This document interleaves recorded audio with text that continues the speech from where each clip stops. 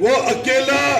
ریاستی درجہ اول کا باشندہ ہے جس سے دونوں ملک ہندوستان اور پاکستان جو ہے وہ برابری کی بنیاد پہ نفرت کرتے ہیں، اور ہندوستان اور پاکستان حضرت مقبول بٹ شہید کو اپنا اولین دشمن آج بھی مانتے ہیں۔ کیوں کہ 1984 میں ہندوستان نے مقبول بٹ کو پھانسی دی، لیکن مقبول بٹ کے جو نظریات، جو فکر، جو سوچ ہے وہ آج بھی ہندوستان اور پاکستان کے قبضے کے خلاف زہر قاتل کی حیثیت رکھتی ہے۔ بات کو مختصر کرتے ہوئے یہاں پر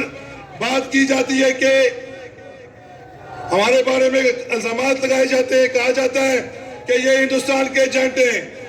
جب ہم ہندوستان میں ہوتے ہیں یہی مقبول بٹ کی سوچ دے کر کہا جاتا ہے کہ یہ پاکستان کے ایجنٹ ہیں، حالانکہ صرف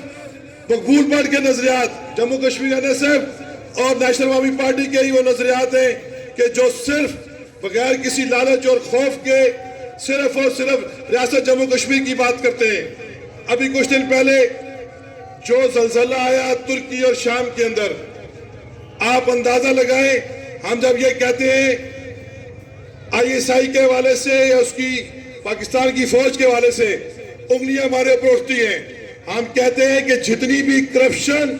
اس نام نہاد آزاد کشمیر کے اندر ہو رہی ہے اس کے پیچھے پورا ہاتھ انہی اداروں کا ہے۔ ان اداروں کی مرضی کے بغیر ایک ڈھیلے کی کرپشن نہیں ہو سکتی۔ اندازہ لگائیں 2005 میں زلزلہ آیا، کہا گیا تیاری نہیں، ہزاروں لاکھوں لوگ ملبے کے نیچے آ کے مر گئے۔ 2005 سے آج 2023 سے فروری کوئی ایک اشتہار، کسی اخبار میں ایک خبر، فیس بک، واٹس ایپ، انسٹاگرام، ٹویٹر پہ کوئی ایک بات ہو اس حکومت کی کہ انہوں نے مہنگی گاڑیوں کے بجائے کوئی ایسا سامان خریدا ہو کہ خدا نہ خواستہ کل پھر ہم زلزلے کا شکار ہو تو یہ جو ہے وہ چیزیں کام آ جائے گی، کرین، کوئی تھوڑی، کوئی آری، کوئی مشین، کسی قسم کی کوئی تیاری نہیں۔ ان کا صرف ایک ہی کام ہے کہ اب یہ لوکل گورنمنٹ کی میونسپل کارپوریشن کی سکیمیں کھانا، سفارش پہ لوگوں کو بھرتی کرنا۔ اور آج صورتحال یہ ہے کہ